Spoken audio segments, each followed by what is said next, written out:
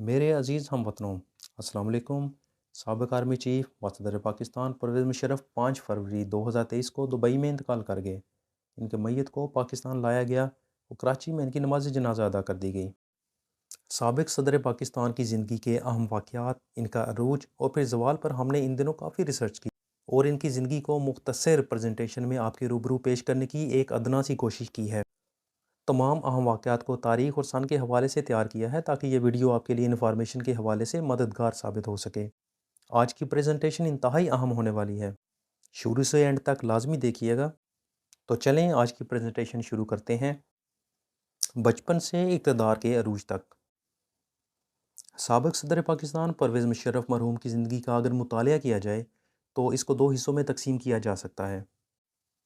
जो पहला हिस्सा है दौरे अरूज बतौर सदर पाकिस्तान, और उसके बाद जो दूसरा हिस्सा है दौरे ज़वाल, जो सदारत के मनसब से फ़रागत के बाद शुरू हुआ और इसी दौरान उनकी वफ़ात हो गई।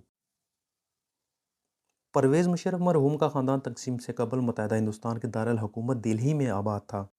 ये गार नहर वाली हवेली के नाम से मशहूर था, जो सर सैयद अहमद ख़ान का ख़ानदान वाले घर के पड़ोस में था। परवेज़ मुशर्रफ 11 अगस्त 1943 को इसी उर्दू बोलने वाले घर में पैदा हुए। 1947 में पाकिस्तान मार्ज़ वजूद में आया और ये ख़ानदान पाकिस्तान के शहर कराची में मुंतकिल हो गया। इनके वालिद जो कि सरकारी मुलाज़म थे, को पाकिस्तान आने के बाद वज़ारत ख़ारजा में नौकरी मिल गई, यानी उनको वहाँ पे तैनात कर दिया गया। उसके बाद उनको एक सफारतकार के तौर पर तुर्की तैनात करके वहाँ भेज दिया गया। चनांचे ये ख़ानदान तुर्की शिफ्ट हो गया। 1956 में इस ख़ानदान की वापसी पर परवेज़ मुशर्रफ को सेंट पैट्रिक स्कूल कराची में दाखिला करा दिया गया। इसके बाद परवेज़ मुशर्रफ FC कॉलेज लाहौर में दाखिल हो गए। फ़ौज में शमूलियत और फ़ौजी कैरियर। परवेज़ मुशर्रफ ने 1964 में पाक फ़ौज की कोर ऑफ आर्टिलरी यानी कि तोपखाना में कमीशन हासिल किया। 1965 की पाक भारत जंग में खीम करने के मुकाम पर इंतहाई बहादुरी का मुजाहरा किया। इस बहादुरी को देखते हुए इनके कमांडिंग ऑफिसर की तजवीज़ पर उनको SSG में शामिल कर लिया गया, जहाँ पे सख्त मेहनत और ट्रेनिंग के बाद आप एक SSG कमांडो के तौर पर सामने आए। सियाचिन। 13 अप्रैल 1984 में इंडियन आर्मी ने कश्मीर पर अपने कब्जे को ख़तरा से महफूज बनाने की गरज से इंतहाई शमाली इलाके में वाक़ सियाचिन ग्लेशियर और साल्तोरो रेंज पर कंट्रोल हासिल कर लिया। इस कब्ज़ा को ख़त्म कराने की मुतअद्दिद कोशिशें की गई, जो कि नाकाम रहीं। जनरल मोहम्मद ज़ियाउल हक, जो इस वक्त सदर पाकिस्तान भी थे, ने 1987 में परवेज़ मुशर्रफ को ब्रिगेडियर के ओहदे पर तरक्की देते हुए उन्हें पहाड़ी इलाकों में फ़ौजी कार्रवाई के वसी तजर्बे की बुनियाद पर सियाचिन ग्लेशियर के इलाके में ब्रिगेड की कमान सौंप दी। ये इलाका वापस लेने के लिए जो सबसे बड़ी फ़ौजी कार्रवाई भी हुई, उसकी क़ियादत भी जनरल परवेज़ मुशर्रफ ने ही की थी। कारगिल ऑपरेशन कोपैमा। कारगिल भारत के ज़ेर इंतज़ाम लद्दाख का एक ज़िला है। पाकिस्तान को 1965 की जंग में कारगिल सेक्टर में एक अहम सप्लाई लाइन पर नज़र रखने की बर्तरी हासिल हो गई थी, जो कि 1971 की जंग में पाकिस्तान ने खो दी थी। जनरल असद दुरानी, जो 1965 और 1971 की जंगों में हिस्सा ले चुके थे, के मुताबिक 71 में दोनों ममालिक में जो माहिदा हुआ, उसके मुताबिक पाकिस्तान को छम सेक्टर जबकि भारत को कारगिल की चोटियाँ मिल गई थीं।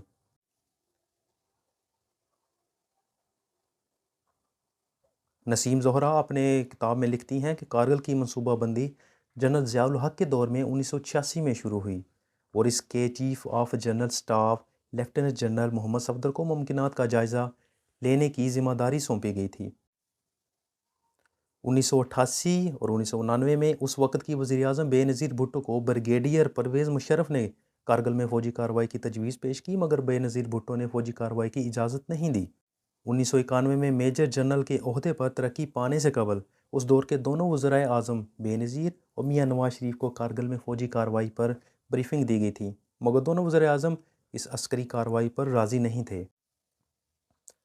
बेनज़ीर भुट्टो के दूसरे दौर इक़्तिदार में जनरल परवेज़ मुशर्रफ ने बहसीत DGMO 2 मरतबा ऐसा करने की तजवीज़ दी थी। इनका इसरार था कि वज़ीर आज़म, हम ये कर सकते हैं। बेनज़ीर भुट्टो का जवाब होता था कि शायद आप ऐसा कर तो सकते हैं, लेकिन सियासी तौर पर यह देर पा नहीं होगा। साबिक़ जनरल असद दुरानी के मुताबिक चागी में जौहरी धमाकों के बाद पाकिस्तान कारगिल ऑपरेशन के लिए ज़्यादा अच्छी हालत में था। इनका ख्याल था कि जौहरी ताकत बनने के बाद लड़ाई की ज़्यादा फैलने के इम्कानात बहुत कम थे। 7 अक्टूबर 1998 को उन्हें पाक फ़ौज का सरबराह बना दिया गया। नसीम ज़ोहरा के मुताबिक जनरल परवेज़ मुशर्रफ के फ़ौजी सरबराह बनने के फ़ौरन बाद سینئر ترین جرنیلوں کا ایک گروپ نے آپریشن کوہ پیما کی تیاری شروع کر دی تھی۔ اس آپریشن کا نام آپریشن کوہ پیما رکھا گیا، جو 1999 میں مئی سے جولائی تک کارگل کی چوٹیوں پر ہوا۔ سردی کے موسم میں پاکستانی فوجی اونچی پہاڑیوں پر آ کر انڈین فوج کی خالی کی گئی پوسٹوں پر بنا کسی مزاحمت کے قبضہ کرتی گئیں، جس سے انڈین فوج کی مکمل طور پر لا علمی ثابت ہوئی۔ چنانچہ بھارتی فوج کی نااہلی پوری دنیا کے سامنے کھل کے سامنے آئی۔ فروری سے وسط میں ایک چرواہے کی نشاندہی پر انڈین آرمی کی ایک ٹیم، جو کہ قریباً 10 فوجیوں پر مشتمل تھی، گشت کے لیے نکلی اور کاکسر نامی علاقے میں لاپتہ ہو گئی۔ اس گشت کرنے والی پارٹی کو ڈھونڈنے کے لیے جو نئی سرچ ٹیمیں بھیجی گئیں، انہوں نے واپس آ کر تصدیق کی کہ پاکستانی فوج نے مختلف علاقوں پر قبضہ کر لیا ہے۔ 1999 میں مئی سے جولائی تک ہمالیائی پہاڑوں میں لڑی جانے والی کارگل جنگ کے دوران دونوں طرف سے ہلاکتیں ہوئیں، جبکہ ہزاروں زخمی ہوئے۔ اس جنگ کے دوران لائن آف کنٹرول کے دونوں طرف عام شہریوں کا بھی کافی جانی اور مالی نقصان ہوا تھا۔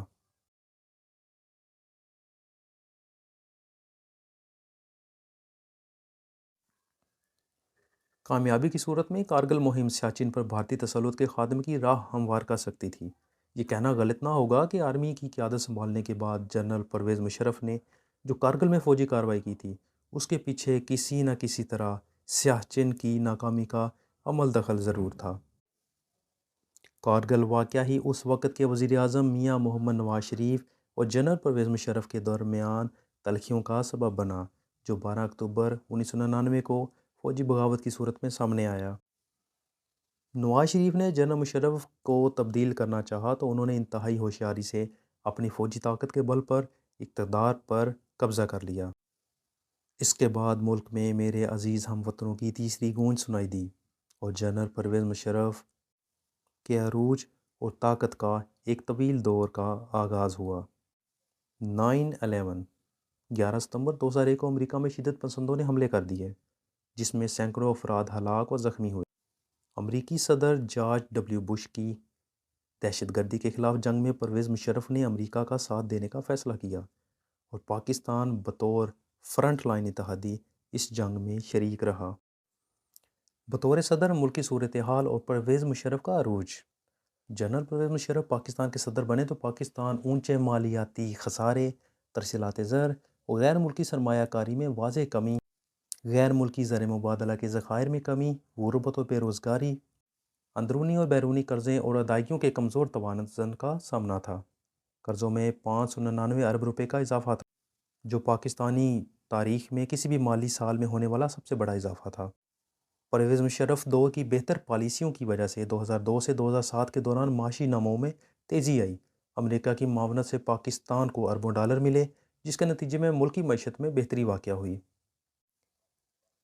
1999 سے 2008 کے دوران معیشت کی جو صورتحال تھی وہ کچھ اس طرح تھی۔ افراط زر کی شرح میں کمی واقع ہوئی، مالی ذخائر بڑھ کر 10.7 ارب ڈالر پر ہو گئے تھے، جو کہ اکتوبر 1999 میں جب مشرف نے اقتدار پر قبضہ کیا تھا 1.2 ارب ڈالر تھے۔ اس دوران پرائمری اسکولوں میں بچوں کے داخلوں میں کافی اضافہ ہوا۔ سرمایہ کاری کی شرح میں جی ڈی پی کے 23% اضافہ ہوا۔ 14 ارب ڈالر پر مشتمل غیر ملکی نجی سرمایہ کاری ملک میں آئی۔ قریباً 11.8 ملین نئی ملازمتیں پیدا ہوئیں۔ قرضوں کے جی ڈی پی کے تناسب 100 سے کم ہو کر 55% ہو گیا۔ اس دور میں شرح مبادلہ یعنی ایکسچینج ریٹ بہتر ہوا۔ اسی دوران میڈیا انڈسٹری کا عروج اور پرائیویٹ ٹیلی ویژن چینلز کا قیام عمل میں لایا گیا۔ ٹیلی کمیونیکیشن انڈسٹری کا سیلاب آیا۔ بینکنگ سیکٹر میں کافی بہتری ثابت ہوئی۔ اکتوبر 1999 سے سال 2006 تک پرویز مشرف اپنے اقتدار اور شہرت کے مکمل عروج پر تھے۔ دہشت گردی کے خلاف جنگ میں مصروف امریکہ ان کی پشت پناہی پر تھا۔ فوج پر ان کی گرفت مضبوط تھی اور یہ وہ دور تھا جس میں ملک میں کوئی بھی پتہ ان کی مرضی کے بغیر نہیں ہلتا تھا۔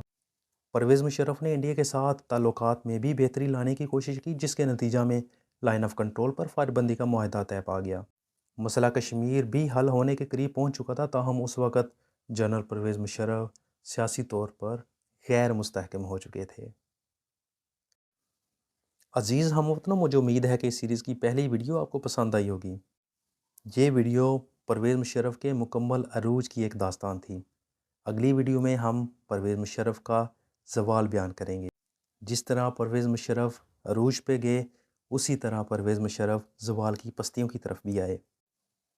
میری پریزنٹیشن آپ کو اچھی لگے تو لائک کر دیجئے گا، کمنٹ میں ضرور بتائیے گا، اور اس چینل کو سبسکرائب لازمی کر لیجئے گا تاکہ ہر آنے والی پریزنٹیشن آپ تک پہنچ سکے۔ آپ کی سپورٹ ہی میری موٹیویشن ہے۔ تو ملتے ہیں اگلی ویڈیو میں، تب تک کے لیے اللہ نگہبان۔